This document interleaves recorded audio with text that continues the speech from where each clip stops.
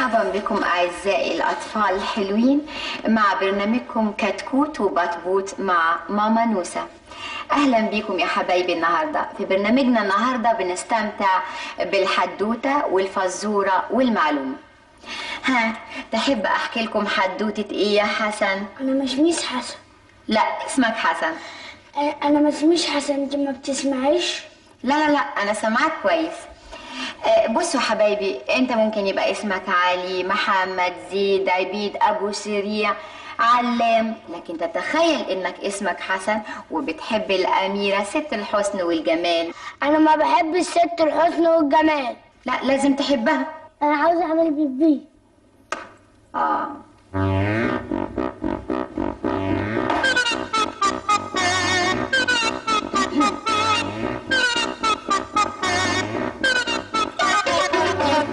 دلوقتي بقى هحكي لكم حدوته. كان يا مكان في فار صغير حليوة. كان في ايه؟ فار صغير حليوة. برافو. مامته الفرفورة الكبيرة قالت له اوعى تروح بعيد عن البيت لحسن القطة تاكلك. لحسن ايه يا اولاد؟ هايلين. يعني لازم كلنا نسمع كلام ماما وما نعملش ابدا حاجة وحشة عشان القطة ما تاكلناش. بس احنا مش فيران، القطة مش تاكلنا لو رحنا بعيد عن البيت. ده أنا كل ما بشوف قطة بخنقها. لا، اكبر غلط. احنا لازم نحب الحيوانات كلها وما نأذيهاش كمان. حتى الكلاب السهرانة نحبها هي كمان؟ لا، الكلاب السعرانة نبعد عنها خالص عشان ما تأذيناش وتعورنا. ونعرف منين الكلاب دي سهرانة ولا لا؟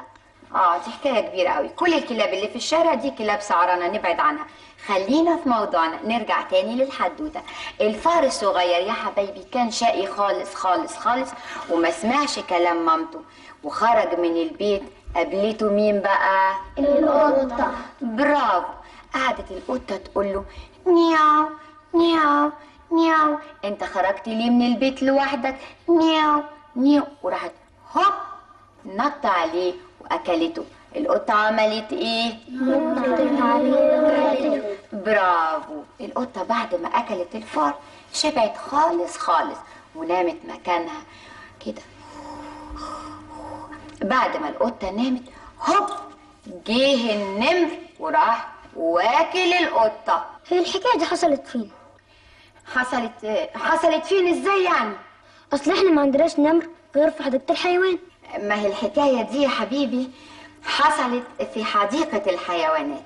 طيب ازاي قرب من القطة والنمور كلها محبوسة في القفص؟ أنا شفتها هناك حابسينها زي محبس الحرامية. ما هو النمر خرج من القفص، كسر القفص ونط وجري واكل القطة علشان هو بيكره القطة خالص خالص. يعني كان ممكن يكسر القفص وبدل ما ياكل القطة ياكلوا الأطفال الصغيرين اللي كانوا رايحين جنينة الحيوانات. وممكن كان يكسر القفص ويجي هنا ياكلنا كلنا. لا، مش ممكن. ما كملتيش ليه يا نوسة؟ هكمل ازاي؟ انت مش شايف الاولاد كل شويه يسالوني ويطلعوا لي بسؤال تاني وجديد؟ ما كانش برضه لازم تحكي لهم حكايه القطه والنمر دي؟ دول اطفال. هو انا اللي كتبت حكايه القطه والنمر؟ مش المعده هي اللي كتبت الكلام ده؟ اعمل لكم ايه؟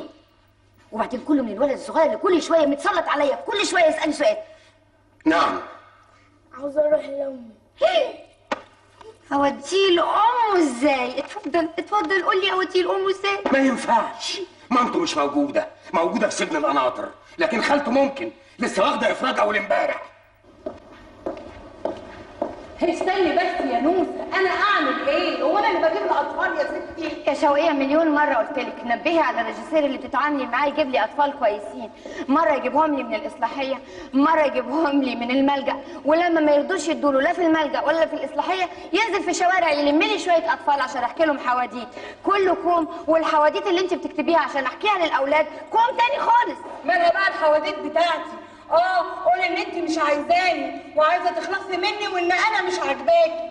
مش بعيد ان انت عايزه تجيبي جوزك ده يخرج لك ويعد لك البرامج بتاعتك بدل البرامج المثقفه اللي بيخرجها ومحدش بيشوفها. شوقية، نعم. من فضلك ممكن تقولي لي مين اللي عينك في برامج الأطفال؟ الواسطه. لا باين طبعا. الأطفال إيه؟ حرام والله. يا جماعة ظبطوا إضاءة، لما تجهزوا قولوا لي. مش ممكن ابدا ابدا. مش هقدر استحمل الكلام ده. مليون مره قلت لازم الريجيسير ده يجيب لي اولاد كويسين شويه، نضاف شويه، احسن من كده، بيفهموا. دول هيجننوني. انا خلاص هسيب البرامج. يا نوسه انت كمان حكايتك غريبه قوي، قاعده بتكلموا عن النمر والقطه والفار. معروف ان الفار بياكل القطه من زمان جدا. كلميهم عن الكمبيوتر، عن الفضاء، عن الاختراعات الحديثه. وانا مالي؟ هو انا اللي عملت الحواديت؟ المعده هي المسؤوله، هي اللي بتكتب الحدوته وانا بحكيها وخلاص. عموما برامج الشباب محتاجه مذيعين. انا هتوسط لك عند رئيس القناه ينقلك هناك. انا هحل لك مشكلتك يا مدام نوسه. ايه رايك تشتغلي مع الاستاذ بهجت جوزك في البرامج؟ فكره هايله. انا متشكره جدا. طبعا انا هبقى مبسوطه قوي. لكن كده ممكن يقولوا ان الواسطه هي اللي خلتني ابقى مع جوزي. خلي اللي يقول يقول، ما دمتم بتشتغلوا صح وعلى الوجه الاكمل. احنا متشكرين قوي يا انسه. اقصد يا استاذه، انا عارفه انكم ممتلئين همه ونشاط وحماس، بس المهم التوجيه في الاتجاه الصحيح. طبعا كلكم عارفين ان احنا عندنا بعد ايام قليله مناسبه الاحتفال باسبوع الشباب العالمي. طبعا عارفين حضرتك. اكيد هيعملوا حفله زي كل سنه، ويجيبوا شويه مطربين يغنوا ومونولوجيست يقول نكت زي كل مره. لا، الكلام ده كان زمان. انا عايزه حاجه تليق بالحدث. عايزاكم تسجلوا عده حلقات مع رموز للشباب في كل المجالات، ونذاعها في اسبوع الشباب العالمي، ونسمي البرنامج ده مع الشباب في كل مكان. ايه رايكم؟ قال يا ست ارشيف المعلومات، مشاهير الشباب وكل معلومات عنه. عندك الكاتب الشاب مش عارف اسمه ايه، مش مهم، وفتى اول الشاشه استاذ محمود حنفي، مطرب الشباب عباس نهاوند، ومدرب الاشبال كابتن ابو الدهب. تهيألي بعد كده بقى نختم باي مسؤول كبير، ويبقى كده البرنامج كويس. طبعا كده نبقى غطينا البرنامج من كل جوانبه. اعتقد كده هيبقى برنامج جيد تماما. ايه مالك؟ زي ما تكوني بتفكري في حاجه. اصل اللي اسمها شوقية دي بتفكر انها تعد برنامج جديد، عايزه تحط في البرنامج اللي عن الشباب لعبه وغنوه وحدوته. ثانيه واحده.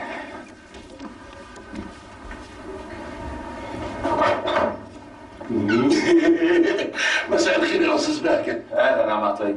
امال ماما فين؟ ماما؟ وانت ايه اللي يجيب مامتك هنا؟ لا مش ماما تاني، ماما نوسه. ماما نوسه. طب وانت عايزها في ايه؟ اصلا انا جبت بنتي عشان تطلع معاها في برامج الاطفال في التي في. بنتك؟ ايوه اسمها قمر، بس اسمها قمر وهي قمر، الخالق الناطقاني. بس مهلوبه. حضرتك عارف سلم العماره ده كله بتمسحه وتكنسه في ربع ساعه بس. استلم من ده ربنا يخليها لك. يا قمر تعالي يا قمر. يا قمر اصلها بتنكسب خزياني. ايه ده؟ ايه ده؟ دي بنتك؟ ايه ده؟ ايه اللي بيحصل ده؟ ما تخافش يا سعاده البيه، دي ما بتعضش، مستأنسه. لا انا مش خايف، بس بصراحه اول مره اشوفها. ايوه اصلها كانت في البلد، كانت في الزريبه بتراعي المواشي. علشان كده. ولما جت بقى مصر هنا ما بتخرجش من اوضتها خالص. ايوه انا اصلها كبرت وانا خايف عليها. البنت حلوت ومفاتينها ظهرت. خايف عليها؟ ايه ده؟ ايه ده؟ في ايه؟ ما بتطلعش من اوضتها الا في الفجر، تكنس السلم وتمسحه وترجع تخش تاني. بس للاسف يا عم عطيه، مراتي سابت برامج الاطفال وبتشتغل دلوقتي في برامج الشباب. يعني استنى سنه كده ولا حاجه لغايه لما تتجوز؟ تتجوز؟ دي هتتجوز؟ مفيش مانع، ساعتها نبقى نطلعها في برامج غرائب وعجائب.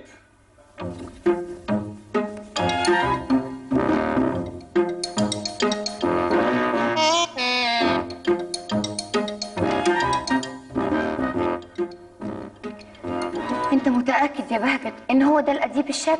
ايوه انا شفت بطاقته بنفسي. امال ماله عجوز كده ليه ونايم على روح؟ انا عارف، يمكن خدها بالواسطه. عموما مش مهم، يلا يلا يلا عشان نصور. يلا نوسه. ممكن نسجل بقى يا فندم؟ لحظه.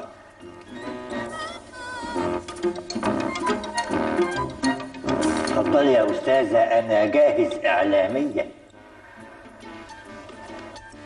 جاهز تصوير؟ يلا.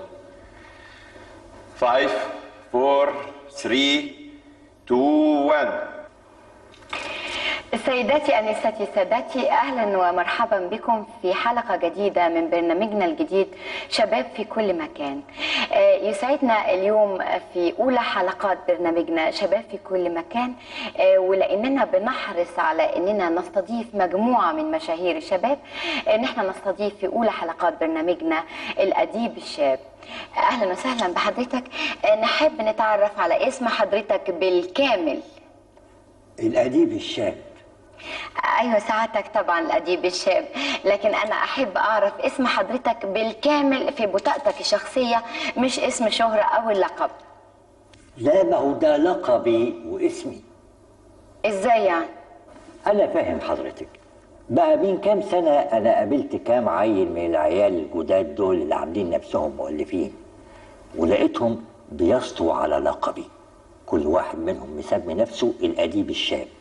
قلت لا، اللقب ده بتاعي وأنا مسجله في الشهر العقاري، وعنها رفعت قضية في المحكمة وغيرت اسمي إلى الأديب الشاب، ونشرته كمان في الجريدة الرسمية، وبكده أصبح لقبي واسمي ومحدش يقدر ياخده مني. يا ترى حضرتك تقدر تقول لنا مين أول واحد أطلق على سعادتك اسم أو لقب الأديب الشاب؟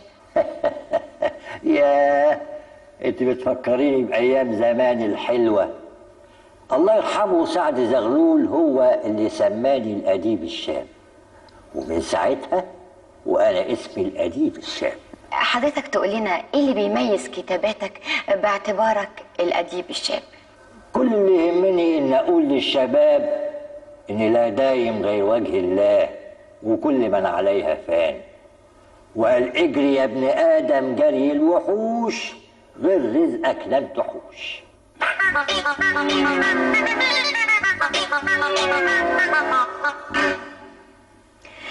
ويا ترى قصة حضرتك الأخيرة بتقول إيه للشباب؟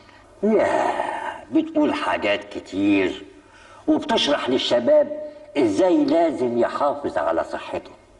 يعني لو أصيب بأزمة قلبية مش يقول شوية وجع ويعدوا، لا، حد عارف ده يمكن ينتهي لإيه؟ وزي ما بيهتم بدنيته لازم يهتم بآخرته. إزاي يعني؟ شوفي حضرتك، لازم الشاب قبل ما يفكر في الشقة والجواز يفكر في آخرته، ويشتري له مدفن ولو بالتقسيط. مدفن؟ أيوه. أنا نصيحتي لكل شاب المدفن قبل الشقة. يعني المدفن قبل الجواز؟ أيوه. ليه؟ لأنه مين عارف ساعته هتكون إمتى؟ مظبوط. كل من عليها فان. هو لا يبقى إلا وجه الله الكريم. شوفي حضرتك، القصة الأخيرة اللي كتبتها كان البطل بتاعها سافر واتغرب 30 سنة وحوش، وجه اشترى الشقة ما شاء الله، واتجوز العروسة اللي كان بيحبها. هايل، أكيد قصة هايل. وليلة الدخلة فيص ومات. مات؟ جم يدوروا على مدفن يدفنوه فيه ما لقوش. يبقى الشقة نفعته بإيه؟ اضطروا إنهم يبيعوا الشقة ويشتروا مدفن ويدفنوه فيه.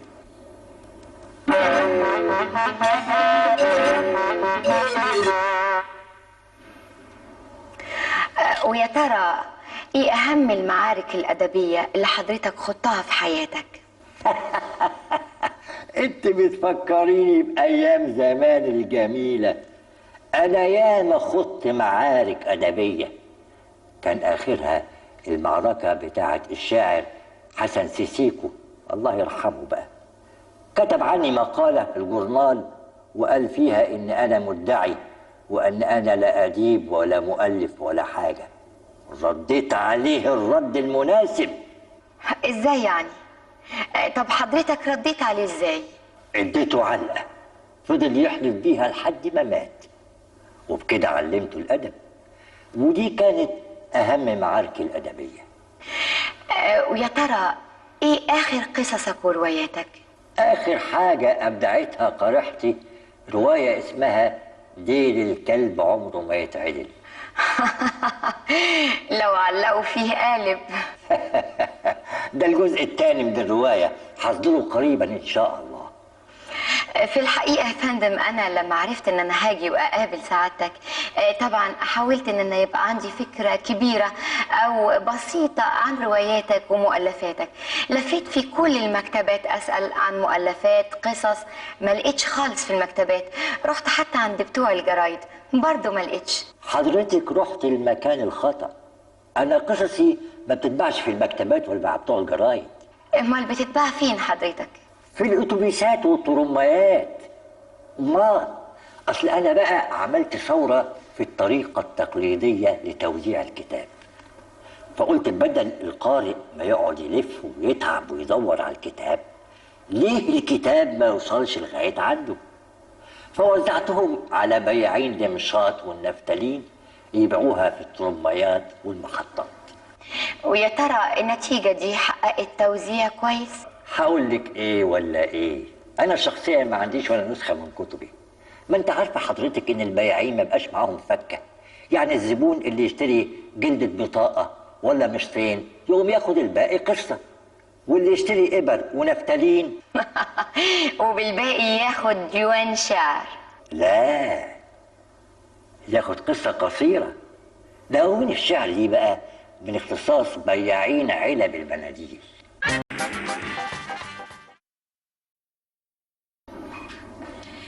أنا حاسة إن لازم أعيد الحلقة بتاعت الأديب دي مرة تانية. تسجيل مش عاجبني إطلاقا.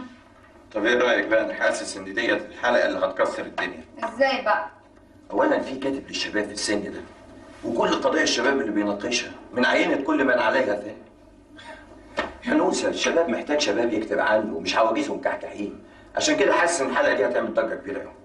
ده احنا من ساعه ما سجلنا معاه وهو ما بيتكلمش غير عن حاجتين: المدافن وكل من عليها فان. انا مش فاهم ده اديب ده ولا حنوتي؟ يلا يا محمد يا حمدي، يلا يا وليد، خلصوني. ثانية واحدة. اوه الأبيض مش عايزه. يلا جاهزين يا جماعة؟ ثانية جاهزين يا أستاذ. ثانية واحدة. يلا يلا جاهزين؟ جاهزين يا أستاذ. جاهزين، اوكي يلا. كلاكيت 2019 أول مرة. أكشن. اللي بتقوله ده يا محمود؟ بقى عايزني اسيبك واروح اتجوز الراجل العجوز ده اللي متقدم لي وادفن شبابي معاه؟ مستحيل مستحيل يا محمود اللي انت بتقوله. هو يا فريدة يعني أنا ما أقدرش أقول لك استنيني أكتر من 3 سنين. أنا من ساعة ما اتخرجت من الجامعة وأنا مش لاقي شغل. ستوب. إزاي يا حضرة تقول ستوب؟ أنا ما فيش حد غيري هنا يقول ستوب. حبيبي المفروض انك تقول لها انك انت مستنياك بعد الجامعه ب10 سنين. أنت يا أستاذ إيه؟ أصلا تحرجني؟ أنا لما أتخرج من الجامعة يبقى عندي كام؟ 22 23 سنة. هضيف عليهم 10 سنين يبقى عندي كام؟ 32 33 سنة. أبقى أنا كده عجزت، ما ينفعش أكون فتى الشاشة الأول. يا استاذ ما هي الروايه بتقول كده. أنا ما يهمنيش الرواية بتقول إيه، أنا يهمني صورتي قدام الجمهور. انت يا استاذ محمود. ايه ارتاح. ايه يا استاذ مخرج اللي بتعمله ده؟ انت تلبس طاقية، تلبس نظارة، تربي سكسوكة، تلبس جنس، انت حر. لكن تعمل لي كده في الاستاذ ده ما يصحش ابدا، وانت عارف ان ده خطر على صحته وان قلبه ما يستحملش. وانا مديك صورة من التقرير، ده كان صديقي من ايام ما كنا طلبة في كلية الطب، ايام ابن سينا. سامع ولا ما انتش سامع؟ ابن مين يا ابني؟ اهدى يا استاذ محمود، اهدى وخد الحبايه دي عشان تظبط لك النبض. اهدى سلامتك يا استاذ. انت اللي انت عملته دوت. ها انت هنا تسمع كلام الاستاذ وبس، ها ولا اخويا عايزه يموت وان شاء الله تخرب بيتي يا استاذ. ما هو يا استاذ هو ايه وبتاع ايه؟ انت تسمع كلامه هو وبس. ان شاء الله حتى يقول لك انا عايز اعمل نونو في اللفه تقول له حاضر. انا مش عايز الفيلم ده. ايه رايك بقى يا استاذ عنتول؟ مش عايز انا اشتغل الفيلم ده. قال لي اسبوعين. لما هو مش قادر يستحمل الشغل ما مش عاجبه، قال ان هو مخلص جامعه بعد 10 سنين، ده تلاقيه مخلص جامعه من ايام الحمله الفرنسيه يا استاذ عنتول، وتلاقيه واخد اعدام كمان من نابليون نفسه. اوعى من قولك المحمول. المخرج طفش يا استاذ. مش مهم انا. كل مخرجين البلد يتمنوا يشتغلوا معايا. من بكره اجيب لك احسن مخرج في البلد. يا استاذ ده خامس مخرج يسيب الفيلم، واحنا بقى لنا 3 اشهر بنصور ما عملناهمش غير هم 14 مشهد عشان احنا مراعين ظروف صحيه. ليش؟ ما تقوليش حكايه ظروفك الصحيه دي. انا في كامل لياقتي الفنيه. انا بحب اعمل الفيلم على نار هاديه، مش زي شبان اليومين دول بيسلقوا الفيلم. لا، بقول لك احب اعمل الفيلم على نار هاديه. ايه يا استاذ محمود، ايه عشان صحتك، واقعد ارتاح. هقيس لك الضغط. صباح الخير يا استاذ محمود. بهجت الحسيني، مخرج برامج شبابيه، ودي مدام نوسه مذيعه البرنامج. كنا عايزين نستضيف حضرتك في حلقه من البرنامج بتاعنا. اهلا وسهلا بالشباب وبرامج الشباب. انتوا اخترتوا الراجل المناسب. انا فتى الشاشه الاول، والفتى يعني بدايه سن الشباب. طبعا يا فندم، احنا يهمنا جدا ان احنا نسجل مع حضرتك حلقه في برنامجنا، هو يا ريت تكون دلوقتي. أوي انا تحت امركم. لا اسمح لي يا استاذ محمود، لازم اخد لك عينه دم الاول وبعدين احللها واقدر اقول اذا كان ممكن ولا غير ممكن.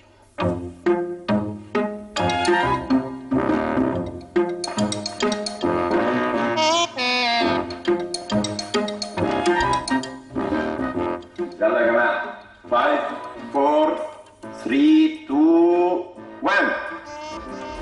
أعزائي المشاهدين، اسمحوا لي النهارده نرحب بضيف حلقة النهارده الأستاذ الفنان فتى الشاشة الأول ورمز الشباب الدائم الأستاذ محمود حنفي. أهلا بيك يا فندم معنا النهارده في البرنامج. أهلا وسهلا بيكم. أهلا بالشباب اللي أنا واحد منهم.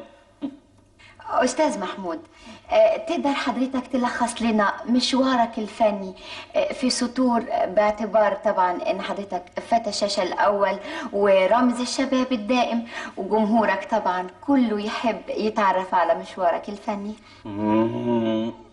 مشواري الفني الحقيقة أنا بدأت مع المخرج الكبير الأستاذ سيد فرغلي، الله يرحمه.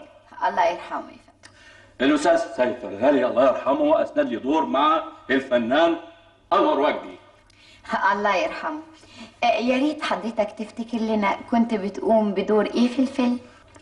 أخو أنور وجدي الكبير. بعديها الحقيقة أنا اشتغلت مع المخرج الكبير قوي الأستاذ سعيد أبو الكلام. الله يرحمه. الله يرحمهم جميعا. الحقيقة الأستاذ سعيد أبو الكلام أنا عملت معاه مجموعة كبيرة من الأفلام وانطلقت في مسيرتي الفنية. اللي عايز أقوله لك باختصار شديد إن مفيش مخرج في البلد أنا ما اشتغلتش معاهم، أنا اشتغلت مع جميع المخرجين الله يرحمهم جميعا. الله يرحمهم، العمر ليك طبعا. بس من الملاحظ إنه كل أدوار حضرتك بتعمل دور فتى الشاشة الأول، يعني أنا ملاحظة إنه مفيش تنويع خالص في الأفلام. حرام عليك، حرام عليك تقولي لي الكلام ده. ازاي ما فيش تنويع؟ ازاي؟ طب في فيلم انا عملت ان انا بحب بنت الجيران واتجوزتها، فيلم تاني انا حبيت بنت صاحب الشغل واتجوزتها، فيلم تالت ده كسر بقى، كسر وحط من الايرادات بقى، انا اتجوزت بنت شغاله وحبيتها.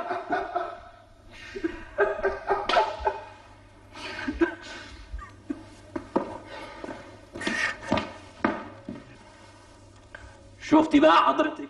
شفتي بقى القدرة على التلوين والتنويع في الأدوار؟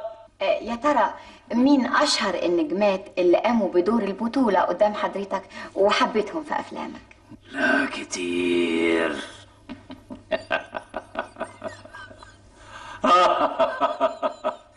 عندك بيجة حافظ، عزيزة أمير، رأي إبراهيم، آسيا، زينات صدي، الكتكوتة اللي كانت فيهم، وداد حمدي. الله يرحمهم جميعا. الله يرحمهم. حضرتك احنا قبل ما نبدأ التسجيل عرفنا ان حضرتك بتمثل اخر افلامك مع النجمة فريدة علي، ولاحظنا كمان انه ده الفيلم الثالث على وجه التحديد بتقوم ببطولته النجمة فريدة علي في خلال 5 سنين مع حضرتك. واتجوزتها فيهم. حاكم انا مفيش فيلم يعدي عليا من غير ما اتجوز، بصراحة بتشائم. يا ترى نقدر نقول ده ثنائي فني جديد؟ شوفي، فريدة علي دي من اكتشافي انا مؤمن بتجديد دماء الفن. لازم يبقى في شباب كل شويه يخشوا في الفن يجددوا الدماء. بس بصراحه وده كلام يعني بقوله لاول مره، ان في طلاق فني هيحصل بيني وبين الفنانه فريدة علي. يا ريت حضرتك تقول لنا السبب ليه؟ لا الكلام ده مش للتصوير. وقف التصوير. مفيش. ده مش لتصوير. ده بيني وبينك. ده بيني وبينك. شوفي انا حاسس انها كبرت. انا طبعا بعمل ادوار كلها حب وشباب، لازم البنت اللي تكون قدامي يبقى فيه انسجام هارموني بيني وبينها. يعني انا مش ممكن اكون بأدي وهي ما وشها كبر عجزت. لا يعني انا دلوقتي بدور على فتاة صغيرة وجه جديد علشان يبقى فيه صدق في الاداء.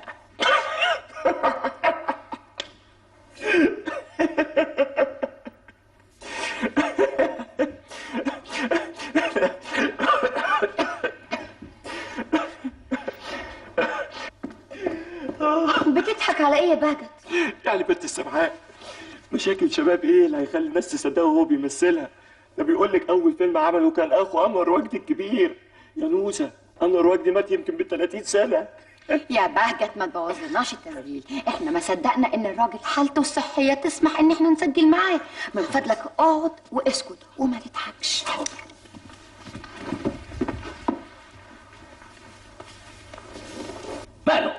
ماله المخرج ده؟ فيه ايه؟ انا عندي 30,000 مخرج، تحب اجيب لك 2 3 منهم؟ في حاجه؟ لا اطلاقا ما فيش اي حاجه يا استاذ محمود. حضرتك هدي اعصابك. اصل الاستاذ بهجت افتكر والده المرحوم. افتكر والده المرحوم؟ يوم يضحك عليه؟ اصل والده كان بيشتغل اراجوز. اراجوز؟ باين عليه. اسفين جدا، بعد اذنك هنكمل. نكمل تسجيل من فضلكم. جاهزين؟ استوديو جاهز؟ 5 4 3 2 1. يا ترى ايه اخر افلام حضرتك؟ دي مفاجأة كبيرة. الحقيقة انا هعمل دور لمواطن عادي، دور بيبدأ من سن 6 سنين لغاية 66 سنة. هايل جدا حقيقي. يعني اخيرا هنشوف حضرتك في دور راجل عجوز. ما تحترمي نفس حضرتك بقى، من الصبح عماله بتهزقيني، عماله بتتكلمي كلام وهو عمال بيضحك ولا ساكت. ما تحترمي نفسك بقى شويه. انا اسفه جدا يا فندم، انا ما قلتش حاجه غلط. ما هو لو كنت سبتيني اكمل كلامي كنت هتفهمي. انا هجيب ممثل كبير يعمل الراجل العجوز. المفاجاه في الدور الثاني. الدور الثاني ايه هو بقى المفاجاه؟ ايه الدور الثاني؟ ايه اللي هيحصل فيه يعني؟ دور الولد هو الدور الثاني. الولد الصغير. ويا ترى لقيته الطفل اللي هيقوم بدور عنده 6 سنين؟ ما هي دي المفاجاه، انا اللي هعمل الدور ده. حضرتك اللي هتعمل الطفل؟ ايوه، انا الحقيقه جبت شويه مكياج من بره، يعني بشويه خدع كده اقدر ادي الدور ده بمنتهى البساطه. دور طفل عنده 6 سنين. الحقيقه الدور ده انا حاسس ان هاخد عنه جايزه، عشان كده انا بفكر اقدمه مهرجان كان. هما 2 هياخدوا الجايزه دي، يعني الفنان يوسف شاهين وانا.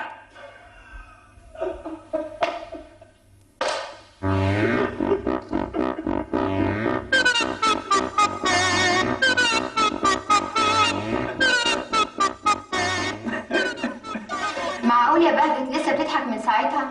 اعمل ايه بس يا نوسه؟ كل ما افتكر حكايه فتى الشاشه الاول ديت اللي عايز يطلع في دور طفل عنده 6 سنين ما اعرفش امسك نفسي. ما تعرفش تمسك نفسك؟ مش كفايه كنت هتبوظ لنا التسجيل؟ الراجل اعتبر ان ضحكك دوت انقاص من قدراته الفنيه، وانه مش هيقدر يأدي دور طفل في الحضانه. انا مش فاهم انت متحمسه له كده ليه؟ ده الراجل مش حاسس ان الزمن بيجري بيه وانه عدى مرحله الشباب يجي من 30 سنه. بهجت، تفتكر احنا لما نبقى في سنه كده هنتمسك برضه بشبابنا كده زي ما هو بيعمل؟ لا، انا عن نفسي احب اعيش سني. فيها ايه لما اكبر وابقى عجوز؟ كل مرحله عمر ليها جمالها. سن كبير معناه العقل، الحكمه، الرزانه. امال ليه كل اللي قابلتهم بيتمسكوا بشبابهم باي ثمن حتى لو كانوا بيخدعوا نفسهم؟ لانهم فاهمين المساله غلط. فاهمين ان الشباب لما يروح منهم تبقى حياتهم انتهت. بس انا خايف من رئيسة القناه لا ترفض الحلقتين اللي سجلناهم. هتقول انا قلت لكم اعملوا حوارات مع شباب، مش مع ناس بتدعي شباب وهم فوق سن ال70. طب ايه رايك بقى ان رئيسة القناه اتصلت بيا النهارده وانت بره وقالت لي الحلقتين هايلين، معجبه جدا بيهم، وبتقول ان هم بيمثلوا روح الشباب فعلا. روح الشباب؟ ده اسمه كلام ده يا نوسه؟ لا طبعا، احنا لازم نستضيف في البرنامج شباب بحقه حقيقي. وهو ده اللي انا قررته. ان شاء الله بكره هنروح نسجل مع اشبال المنتخب والمدرب بتاعهم. اظن بقى ما تقوليش ما فيش اكتر من كده شباب.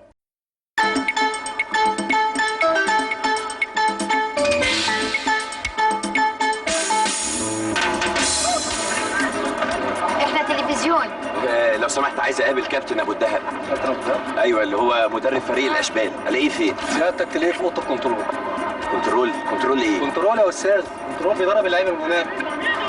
مش فاهم حاجه؟ لا. طب يلا بينا. يلا يلا يا كباتن، ما تنهوش قلبي. عايزكم تتدربوا حلو قوي على اللعبه دي، تلعبوها بحرفنه، باحترام، بفن. الكوره يا اخوانا فن قبل ما تكون رياضه. صباح الخير يا فندم. انتوا مين؟ احنا تلفزيون، برنامج الشباب. جايين لك مخصوص يا كابتن علشان فريق الاشبال اللي انت كونته، عايزين نصور معاكم. وانت يا وحش ما بشوفكش في النادي ليه؟ تيجي تلف تراك تلعب شويه رياضه شويه سبيدي.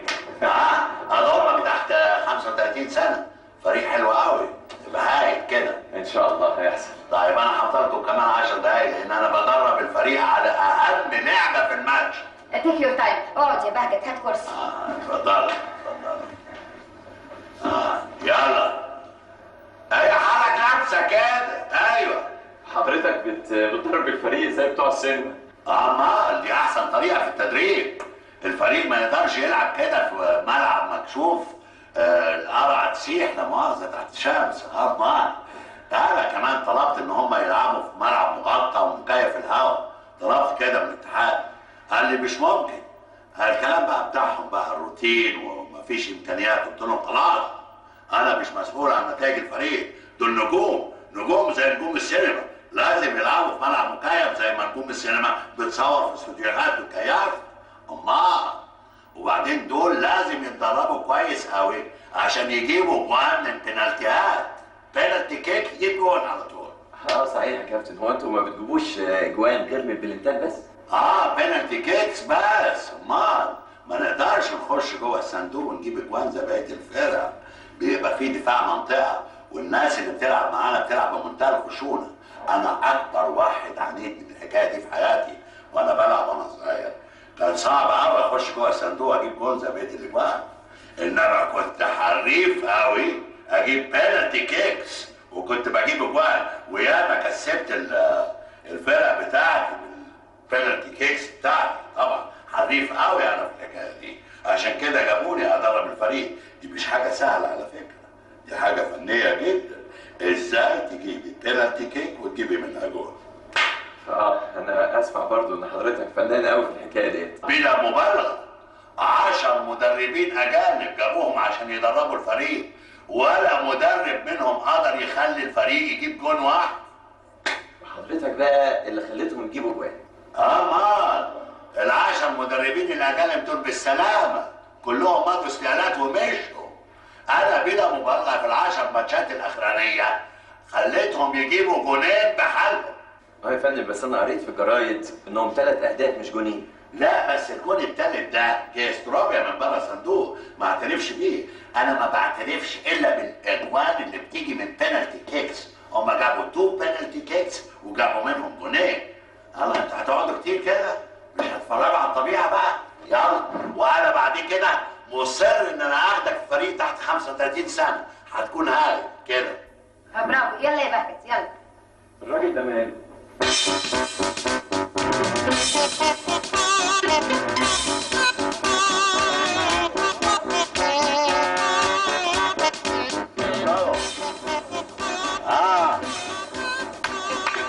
خش. ايه رايكم بقى فريق الاشبال الجديد اللي انا كونت؟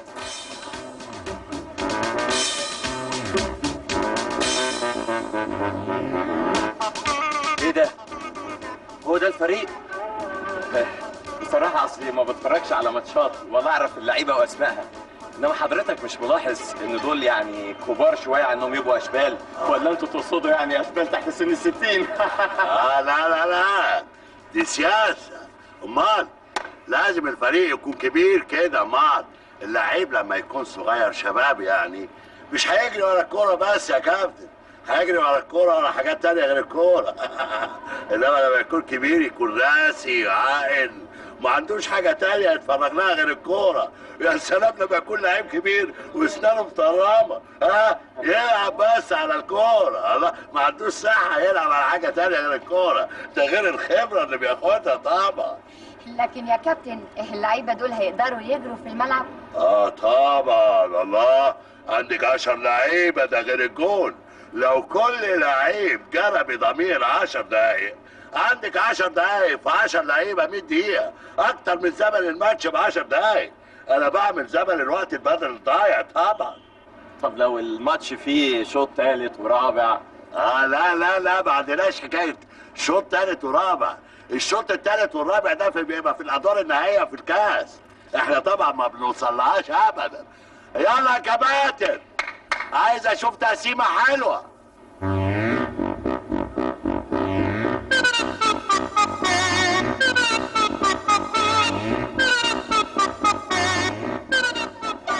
ايه هو بيعمل ايه؟ لا ده بس بيتكلم في التليفون مع مدير نادي جديد هو ناوي يمضي معاه السنة الجاية.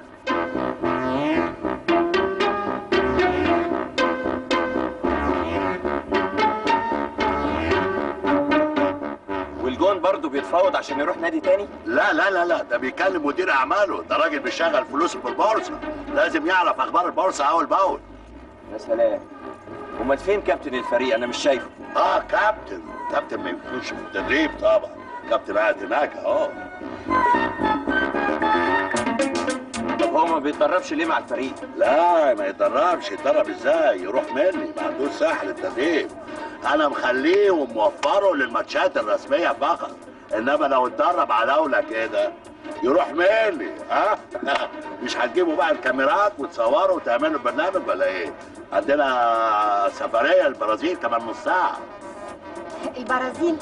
هتروحوا تلعبوا البرازيل؟ لا احنا هنعمل معسكر تدريبي بس في البرازيل، عندنا ماتش ودي مع كفر النلاس، لازم نحضر نفسينا عشان نقدر نجيب جون من بينالتي كيك. ولا انتوا عايزين الجرايد تفضحنا؟ تحب اجيب لك حاجه معايا من البرازيل وانت زي القمر كده؟ يا ريت والله يا كابتن تجيب لي بن برازيلي بس يكون محوج. من عينيا.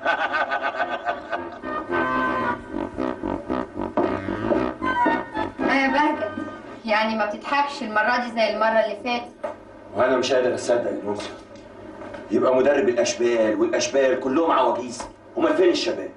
ما هو المدرب قالك. ده مش تبرير يا نوسة، احنا من ساعه ما ابتدينا نسجل البرنامج ما قابلناش ولا شاب، مع ان المفروض العكس، كل اللي نقابلهم يبقوا كلهم شباب فيهم حماس وحيويه. حماس مين يا عم؟ المهم الخبره مش الحماس. ما تصدقيش الكلام ده، خبره من غير حماس ما تسواش، ملهاش فايده، العالم كله دلوقتي بيعتمد على الشباب. خلينا في ضيف برنامجنا اللي هنسجل معاه الحلقه بكره. وده مين ده؟ مش معقول مش عارف. مطرب الاغنيه الشبابيه الاستاذ عباس نهوان. يا ترى مخبي لنا ايه يا سي عباس؟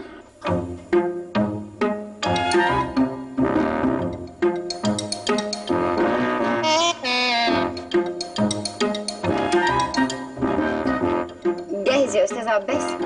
ايوه بس اسمحي لي اخد بخه كمان، مع اني واخد دواء الرب انما نفسي مكروش شويه. انا جاهز. ربنا يديك الصحه. جاهزين؟ يلا دور. 5 4 3 2 1. سيداتي أنساتي سادتي، أهلا بكم ومرحبا أعزائي شباب في كل مكان. يسعدنا أن يكون ضيف حلقتنا النهاردة مطرب الشباب ونجم الأغنية الشبابية الأستاذ عباس نهاوند. أهلا بيك يا فندم النهاردة معنا في الحلقة. اهلا بيكي. يا ترى تقدر تقول لي حضرتك وتفتكر كده مين أول واحد أطلق عليك مطرب الأغنية الشبابية؟ لا، دي حكايه قديمه جدا والفضل فيها للصحافه، لاني جددت الغذاء التقليدي. نقدر نعرف ايه نوع التجديد اللي حضرتك ادخلته على الاغنيه بحيث انها يبقى لها شكل جديد ويطلق عليها الاغنيه الشبابيه؟ انا اولا وبلا فخر اول من ابتدع التنطيط على خشبه المرصح اثناء الغناء. مش كده وبس، التعبير عن النغمه بالتموج والاهتزاز في الجسم لتجسيدها.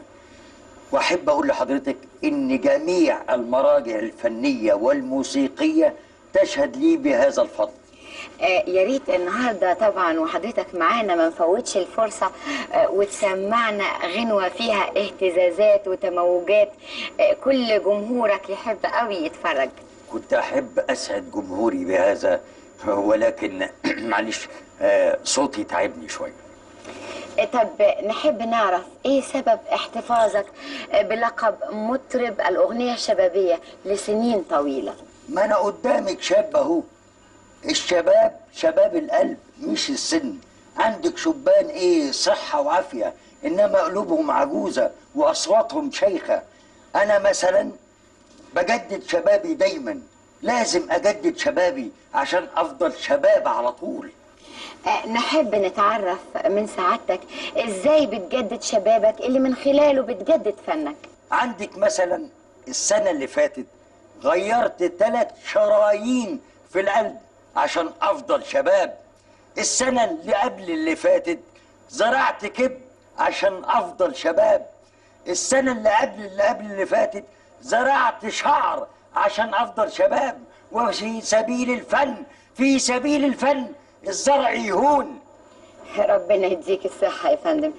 نحب نتعرف من سعادتك على آخر أخبارك الفنية. أنا بدور على طبيب عشان يزرع لي كلى. إن شاء الله. طب أكيد حضرتك في خلال مشوارك الفني قسيت كتير، جربت كتير. نحب نسمع شوية من التجارب، من المعاناة اللي حضرتك اتعرضت لها علشان الشباب في كل مكان ياخد عظة وعبرة. طبعا واجهت مشاكل كتير قوي مع المطرب إياه اللي أول ما طلعت خاف لاخد جمهوره، فعمل معايا مشاكل كبيرة قوي. أكيد المطرب ده هو المطرب اللي كل المطربين دايما كانوا بيقولوا إن هو بيحاربهم في الغناء. أكيد هو عبد الحليم حافظ. لا، عبد المطلب. عبد الحليم حافظ ده عظمه طري ولذلك ما استمرش. على كده بقى حضرتك فنان مخضرم. اسمح لي نسأل سؤال دايما الفنانين بيهربوا منه. حضرتك عندك كام سنة؟ دي حاجات ما تتحسبش، لأن في بطاقات وشهادات ميلاد. فرضا إن قلت لك سني 30 سنة وكان في واحد من المشاهدين بيتفرج طلع في السجل المدني قال لا ده أنت عندك 32 سنة، أقول إيه؟ أبقى كذاب؟ الحقيقة أن عمري يوم واحد. حضرتك عندك يوم واحد؟ إزاي يعني؟ لأن مع كل طلعة شمس أولد من جديد. يا نغة يا خفة. يا ترى نحب نعرف ايه الجديد اللي حضرتك هتقدمه من خلال الأغنية الشبابية للشباب في الموسم الجديد؟ الحقيقة هقدم مفاجأة للشباب، وأنا واثق إن الشباب هيقلدوني. أنا هطلع على المرصح بالبخاخة. هتغني حضرتك بالبخاخة؟ أيوة، مش في مغنيين بيغنوا ويكونوا لابسين تيشيرت، ومغنيين تانيين بيغنوا ولابسين جزمة كاوتش، وفي مغني يغني والدخان طالع من تحته. أنا بقى هغني ودخان البخاخة من قدامي. يا نوسة، هو قصده يقول لك انه يقول يا ليل ويديها بخة، ويقول يا عين ويديها بخة. يا سلام، انت مين اللي قالك؟ هو ما فيش حاجة بتستخبى عن جمهوري الحبيب؟ يا جماعه اللي في الكنترول احذفوا لنا السؤال الاخير ده لحسن ممكن اقتل قتيل النهارده. هو المخرج زعلان من حد هنا؟ اطلاقا يا استاذ عباس، هو مخرجنا لطيف جدا زي ما حضرتك شايف، بس لما بينبسط قوي كده اعصابه بتتوتر ويزعق زي ما حضرتك شايف. طب ما يعمل عملية زرع أعصاب عشان خاطر جمهوره. والله فكرة مش بطالة. نحب نعرف من حضرتك بصفتك مطرب الشباب الدائم ونجم الأغنية الشبابية من أيام المرحوم عبد المطلب، إيه رأي حضرتك في المطربين اللي بيغنوا بطريقة البلاي باك؟ يعني المطرب يمسك الميكروفون ويبقى بيحرك بقه كده والأغنية ماشية من وراه، حضرتك تقول إيه عن الموضوع ده؟ لا، أنا أكره هذا النوع من الغناء، وما يصحش الشباب يعملوا كده، لأن ده يبقى استهتار واستهزاء بعقلية الجمهور، وأنا ضد البلاي باك. طب لو فرضنا ان الاستاذ عباس عنده حفلة امام الجمهور والحفلة لايف وصوت حضرتك تعبان، يكون التصرف ايه؟ هبعت الشبيه بتاعي يغني بدالي. لطيف جدا حضرتك فعلا. لا كده كتير، كده كتير كتير كده كتير يا جدي، كده كتير. الحقيني ده هيطلب الرقبه اللي زارعها السنه اللي فاتت. يا بهجت احاسب على الرقبة يا بهجت. مش قادر يا موسى، مش قادر. ايه الراجل في ايدك هيموت. معقول يا بهجت؟ معقول طلعت زمارة رقبة الراجل في ايدك؟ حرام عليك، ده زمانه دلوقتي في الانتنسيف كير في العناية المركزة. كانوا هيكتبوا بكره في الجرايد مسرع مطرب الاغنيه الشبابيه على ايد مخرج شاب. ده مش مطرب، ده موميا. المطرب اغنيه شبابيه ايه؟ ده راجل ودع الشباب يمكن من 50 سنه. المفروض لو عايز يغني يروح يغني في القرافه. معقول يا بهجت؟ حرام عليك، حرام والله. انت كده عايز تموتني انا بجد. اموتك ايه بس؟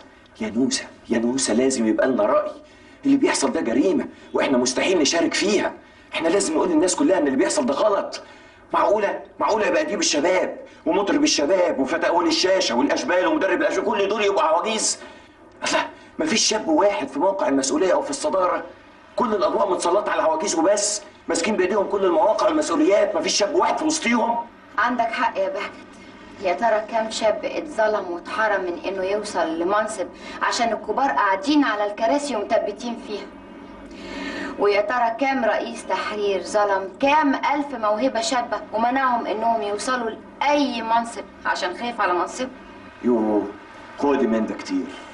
كام رئيس مجلس إدارة جددوا له بعد المعاش مدة واثنين وثلاثة وعشرة، وداس على شبان كلهم حماس وحيوية علشان محدش هادد مركزهم. الوضع ده لازم يتغير يا نوسة، لازم. احنا لازم نشوف الشباب في المقدمة في الصدارة، لازم نشوف في الشباب مدير ورئيس مجلس إدارة ووزير ورئيس وزراء كمان. عن اذنك يا بهجت عشان عايزه الحق انام، عشان عندي بكره تسجيل مع المسؤول عن الشباب اللي لسه متعين من يومين، اللي هيرعى مصالح الشباب ويحل مشاكلهم. هتلاقيه هو كمان عجوز ومكركب وعنده يمكن 70 سنة. عارف لو عنده 60 لا يمكن عينوه يحل مشاكل الشباب. لازم 70 سنة علشان يعرف يعيش مشاكل الشباب ويعرف يحلها. امال ايه؟ وتلاقي كمان موظفين ادارته الحد الادنى للتعيين انه لازم يكون طالع معاش ويجيب معاه شهاده من 2 موظفين وعلى ختم النسر انه صاحبنا ده عمره ما كان.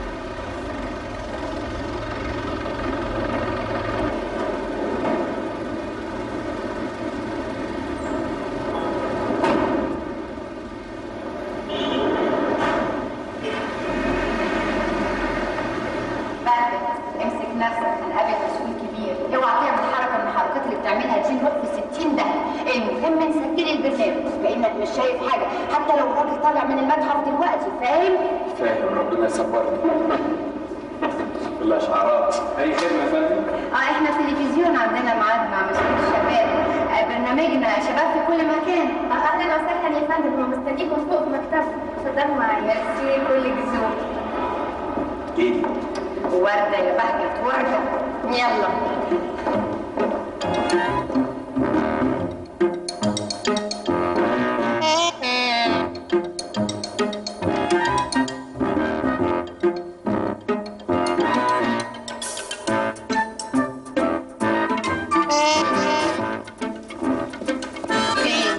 بهجت بتبص لهم كده ليه؟ انا مستغرب يا نوسه، كل اللي هنا شباب، لغايه دلوقتي ما شفتش ولا واحد عجوز. كل الموظفين اللي هنا شباب، مفيش ولا واحد منهم عجوز، لان من شروط التعيين هنا ان يكون الموظف تحت 30. برافو، هايل. شيء جميل. طب اهلا وسهلا.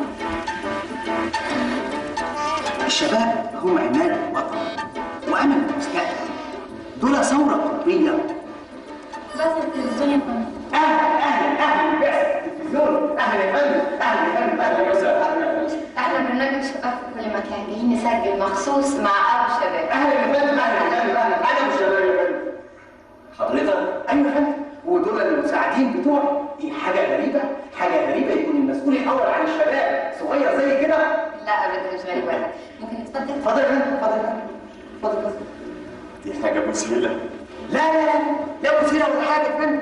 الوضع الطبيعي في البلد دي ان اللي يكون المسؤول الاول عن الشباب واحد صغير زيي، عشان يقدر يفهمهم ويفهم مشاكلهم ويقدر يوصل صوتهم للمسؤولين. هايل، هو ده اللي انا بقوله وبحلم بيه. ما كنتش مصدق ان الحلم ده هيتحقق. الحمد لله اني شفت شاب زي حضرتك في موقع مسؤوليه كبير بالشكل ده.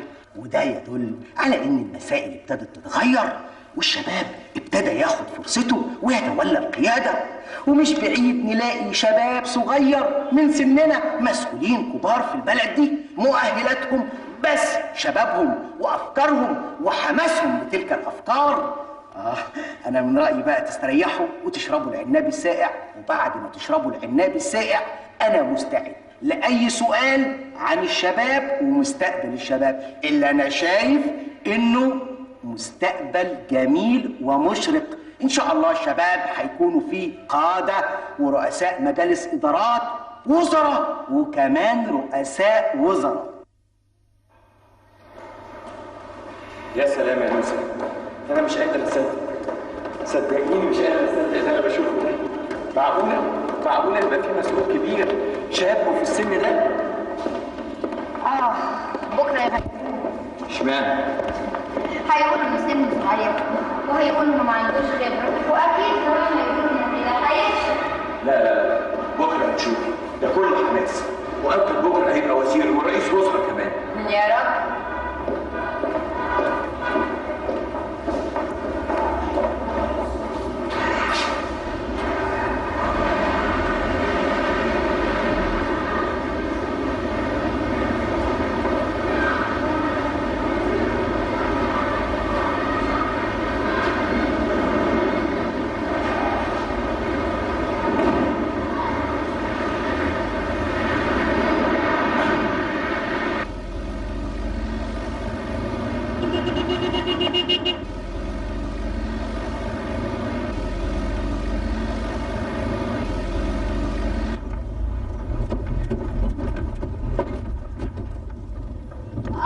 ايه ده؟ مش عارف، بنزين خلص. بنزين خلص ازاي؟ امال احنا هنروح ازاي؟ انا عارف احنا مستعجلين قوي. بقول لك يا نوسه، تعالى نرجع مبنى الشباب وهم وصلونا باي عربيه من عندهم. امرنا لله. يلا يا بهجة.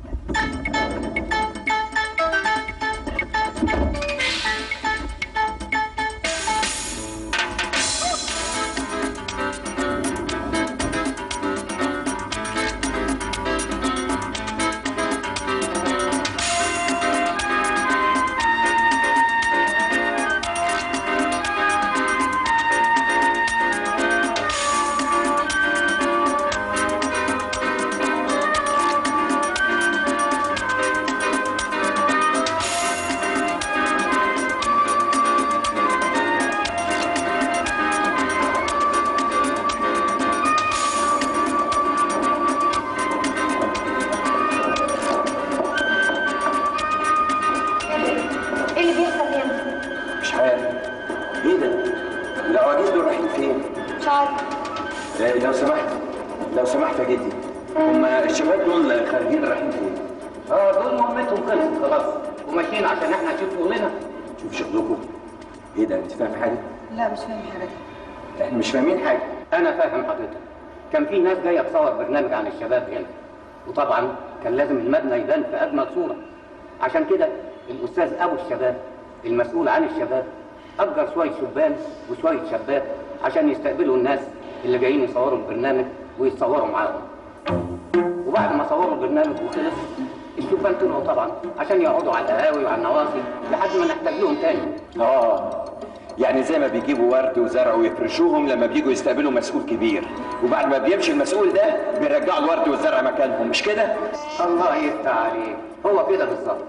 وبعد ما مشي الشبان بقى احنا الموظفين الاصليين رجعنا شغلنا تاني.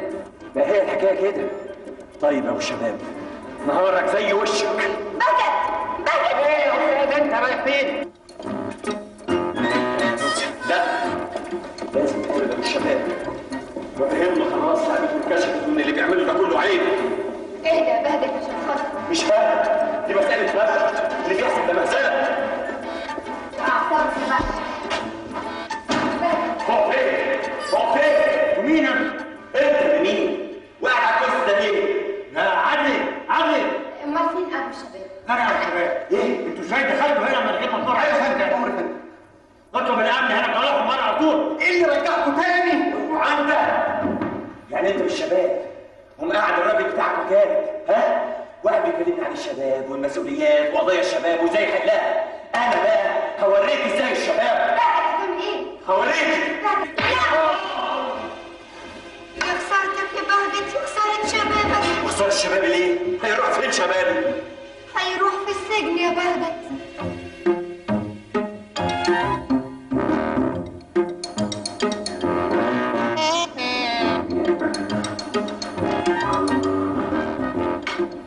يعني لسه في حته بيضه.